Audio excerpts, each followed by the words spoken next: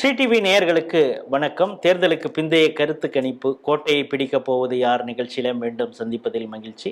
ஒவ்வொரு சட்டமன்ற தொகுதியாக பார்த்துக்கிட்டு இருக்கோம். அதுவும் கடலூர் மாவட்டத்தில் இருக்கக்கூடிய சட்டமன்ற தொகுதியுடைய தேர்தலுக்கு பிந்தைய கருத்து கணிப்பை பார்க்குறோம். அந்த வகையில் புவனகிரி சட்டமன்ற தொகுதியுடைய தேர்தலுக்கு பிந்தைய கருத்து கணிப்பை தான் இப்போ பார்க்க போகிறோம். 2021 இங்கே அருண்மொழி தேவன் போட்டியிட்டு 8259 வாக்குகள் வித்தியாசத்தில் துரை சரவணன் அவரை வெற்றி கொண்டார் திமுகவை. இப்பொழுது மீண்டும் துரை சரவணன் திமுக சார்பாகவும் அதிமுக சார்பாக அருண்மொழி தேவனும் எம்ஆர் பாலமுருகன் அப்படிங்கிறவர் பாமகவுடைய ராமதாஸ் ஃபேக்ஷன் அதுலேருந்தும் அவர் போட்டியிடுறாரு. சுமதி சீனிவாசன் நாம் தமிழர் கட்சி, டிஎம் மகாலிங்கம் தாவேகா சார்பாகவும் போட்டியிடுறாங்க. 86.73% வாக்கு பதிவாயிருக்குது. மீண்டும் அதிமுக இங்கே இலை துளிர்க்குமா இல்லை உதயசூரியன் உதிக்குமா அப்படிங்கிறத கலாய்வில் ஈடுபட்ட பிரகாஷிடம் கேட்டு தெரிஞ்சு கொள்வோம். வணக்கம். வணக்கம் ராஜேஷ். இலையா சூரியனா புவனகிரியில? புவனகிரியை பொறுத்த வரைக்கும் இலைதான், இலை மலரும். அருள்மொழி தேவனை வீழ்த்துவது கடினம். என்னெல்லாம் காரணம்? அதாவது பேசிக்காவே ஒரு விஷயம் சொல்லி ஆகணும். இப்ப திமுகவுக்கு கடலூர் மாவட்டத்துல எம்ஆர்கே அப்படின்னு சொல்றோம் இல்லையா? திமுகவின் முகமாக கடலூர் மாவட்டம்னா எம்ஆர்கே. அந்த மாதிரி கடலூர் மாவட்டம்னா அதிமுகவை பொறுத்த வரைக்கும் அருண்மொழி தேவன் தான். திமுகவுக்கு எம்ஆர்கே, அதிமுகவுக்கு அருண்மொழி தேவன். ஏன்னா அருண்மொழி தேவன் எந்த தொகுதியில நின்னாலும் ஜெயிப்பார். அந்த அளவுக்கு அவருக்கு அந்த மாவட்டம் முழுக்க நல்ல பேர் இருக்கு.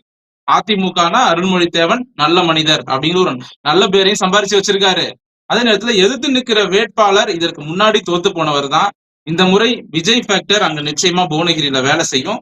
பட்டியல் சமுதாய மக்கள்கிட்டயே நம்ம புவனகிரி தொகுதியில பட்டியல் சமுதாய மக்கள் வாழக்கூடிய பகுதியில கேட்கும் பொழுது திருமாவளவன் மீது கடுமையான அதிருப்தியில இருக்கிறாங்க. என்ன சொல்றாங்க அப்படின்னா, ஒரு 16 தொகுதி கேட்டு வாங்க வேண்டிய இடத்துல 8 தொகுதி தான் எங்க தலைவர் கேட்டிருக்காரு திருமாவளவன்.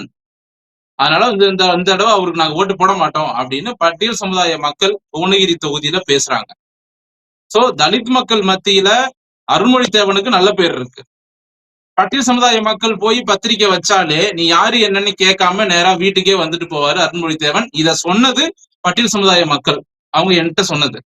அப்ப அந்த அளவுக்கு அவங்க நம்பிக்கை வச்சிருக்காங்கன்னா நிச்சயமா அருண்மொழி தேவனுக்கு தான் வாக்குகள் போகும்.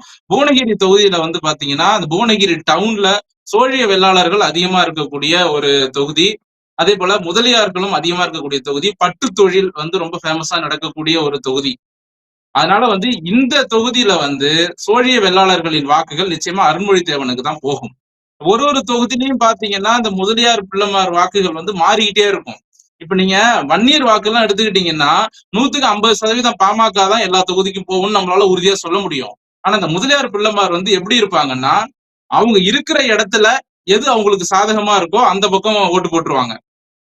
அதுதான் முதலியார் மக்களும் பிள்ளைமார் மக்களுடைய ஒரு எண்ணமா இருக்கும். காரணம் என்னன்னா, அவங்களுடைய சமூகம்னு பாத்தீங்கன்னா பெரிய ஸ்டார் பொலிட்டிஷியன் யாரும் பெரும்பாலும் கிடையாது. அதனால அவங்களுக்குன்னு பெரிய கட்சியும் கிடையாது. அதனால அவங்க என்ன பண்ணுவாங்கன்னா, அந்தந்த தொகுதியில அவங்களுக்கு சாதகமாக யார் இருக்காங்களோ அவங்களுக்கு ஓட்டு போட்டுருவாங்க. இப்ப ஜெயங்கொண்டத்துல இருக்க முதலியார்கள் அவங்களுக்கு சாதகமா திமுக செயல்படுது, அதனால திமுகவுக்கு போட்டுருவாங்க. இப்ப நீங்க புவனகிரியில எடுத்துக்கிட்டீங்கன்னா அருண்மொழி தேவன் எல்லா சமூகத்தையும் அரவணைச்சு போவார், யாரையுமே பகிச்சிக்க மாட்டார். அப்ப ஈஸியாவே இந்த பக்கம் இந்த வெள்ளாளர் வாக்குகள் அவர் அறுவடை பண்ணிடுவாரு. பட்டியல் சமுதாய வாக்குகளை நம்பிதான் திமுக அந்த தடவை இறங்குறாங்க. இந்த முறை பட்டியல் சமுதாய மக்களே திமுக அதிருப்தியில இருக்காங்க. அதனால அருண்மொழி தேவனை வீழ்த்துவது கடினம். திமுகவுக்கு எம்ஆர்கேனா அதிமுகவுக்கு அருண்மொழி தேவன். நிச்சயமாக புவனகிரியில் இரட்டை இலை மலரும். கடலூர் மாவட்டம் புவனகிரி சட்டமன்ற தொகுதியுடைய தேர்தலுக்கு பிந்தைய கருத்து கணிப்பை பார்க்குறோம். நம்முடைய முதற்கட்ட கள ஆய்விலையும் அருண்மொழி தேவனுடைய சிறப்புகள் குறித்தெல்லாம் மிக சிறப்பாக இங்கே பிரகாஷ் சொல்லியிருந்தார். காரணம், ஒரு பொலிட்டீஷியன் எப்படி இருக்கணும் அப்படிங்கிறப்ப எந்த ஒரு சமூகத்தினர் வந்தால் கூட அவங்களுடைய நல்லது கெட்டது இல்லை பங்கெடுப்பார். அதாவது அவர் சார்ந்த சமூகத்துக்கு நேர் எதிராக பட்டியல் சமூகம் இருக்குது அந்த பகுதியில் அப்படின்னு இருந்தால் கூட அந்த சமூகத்தினரும் கூட அருண்மொழி தேவன் மீது ரொம்ப பாசமாக இருப்பாங்க. எங்களுக்கு ஒன்றுமே பிரச்சனை இல்லைங்க, நாங்கள் எது கேட்டாலும் அவர் செஞ்சு கொடுப்பாருங்க அப்படிங்கிறது மாதிரி அந்த மக்கள் சொல்கிறாங்க. ஆனால் இப்பொழுது அந்த பட்டியல் சமூகத்தினர் அவர்களின் தலைவராக இருந்த திருமாவளவன் மீதே ரொம்ப கோபத்தில் இருக்காங்க. இப்போ அதையும் பிரிப்பதற்கு தாவேக்காவும் அங்கே வந்திருக்குது.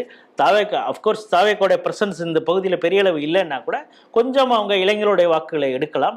அதே போல தலித்துகள் வாக்குகளே கூட அருண்மொழித்தேவனுக்கு கிடைக்கக்கூடிய வாய்ப்பு இங்க புவனகிரியில இருக்குது. ஏற்கனவே திமுகவின் மீது ஒரு எதிர்ப்பு அப்படிங்கிறது அந்த பகுதியில் இருக்கு.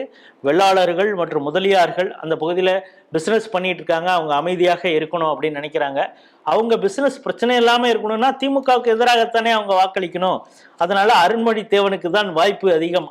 இங்கு மீண்டும் இலை துளிர்க்கும் அப்படிங்கிறது தான் ஸ்ரீ டிவியோடைய தேர்தலுக்கு பிந்தைய கருத்து கணிப்பு. மீண்டும் வேறொரு சட்டமன்ற தொகுதியில் சந்திப்போம். நன்றி, வணக்கம்.